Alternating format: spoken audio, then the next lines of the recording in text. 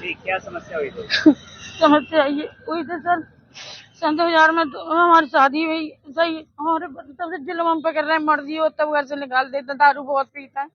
सही है, जो मेरा खेतवा था मेरे, मैं किसी से बेच के मकान दुकान बना लिया, और हम पैसे की खर्च किया था, तो हमें मारने की धमकी देना। सही है, दीपावली पे हमें मार के निकाल दो, हम अपनी माँ के पिपरा चले गए। सही है, उसके बाद में कुछ गाँव वाले हमें अपनी शरत पे ले आए।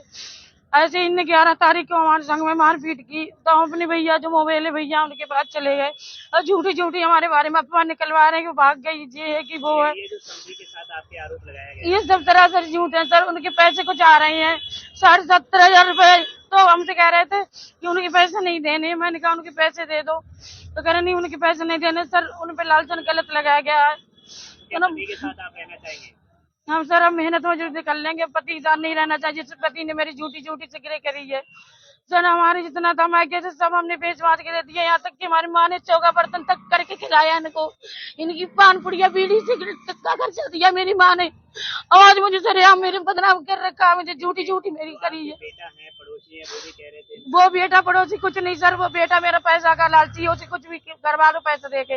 और जो पड़ोसी सर वो गंदी नियत हमारी लड़की पर कराई है, इस वजह से मेरा झगड़ा हुआ।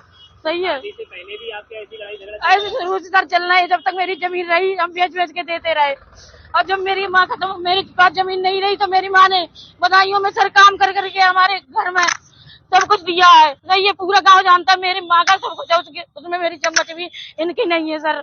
सर इनने मेरा तमाशा बना दिया। मेरे भैया भाभी है, उनके साथ हम रह रहे थे।